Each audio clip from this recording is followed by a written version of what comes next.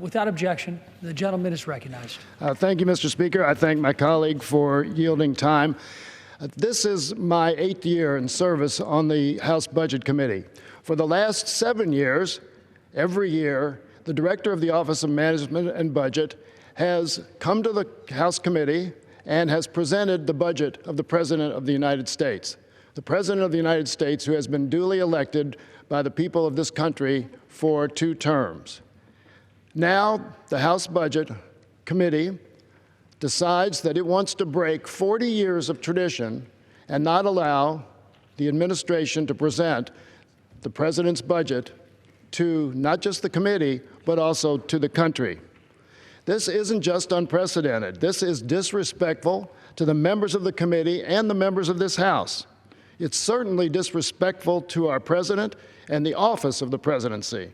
And above all, it's disrespectful to the American people, who expect their elected leaders to at least review the budget of the president they elected. As I said before, the American people have elected President Obama twice. They did it for a reason. One of the reasons was that we were facing one of the greatest financial crises in the history of this country.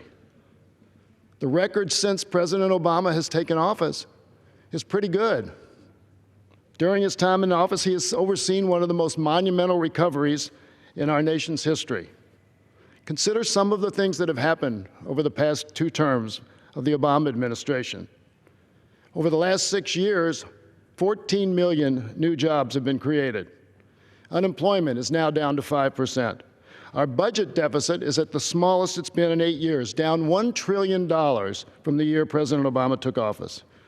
Corporate profits are up more than 165%. The Dow Jones average has doubled. The S&P 500 has more than doubled, up 140%. The NASDAQ has tripled, rising 220%. More than 16 million Americans now have health coverage who previously didn't.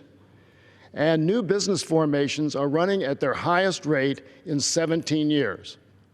With that record of economic leadership, you would think that not just the American people, but certainly the House Budget Committee members would want to hear what this president has to say about his vision for the economy going forward and for the budget of this government. But no, once again, for the first time in 40 years, we don't have time or apparently interest in listening to what the president has to say. I shouldn't say we. This is the Republicans on the Budget Committee. You know, budgets are the way we prioritize our values and our preferences for future action. I know why the Republicans don't want to hear the president's budget, because they don't want the American people to compare what the president would like to do with what their own budget will do. Now, we don't know exactly what that Republican budget is going to look like this year, but we do know it will resemble. We have another minute? Can you adjourn another 1 minute? 1 minute. We do recognize. Thanks. We do know that the Republican budget is going to resemble the Paul Ryan budget of 2012 and 2011. That budget was so distasteful to the American people that his running mate in 2012, Mr. Romney, was forced to disavow it.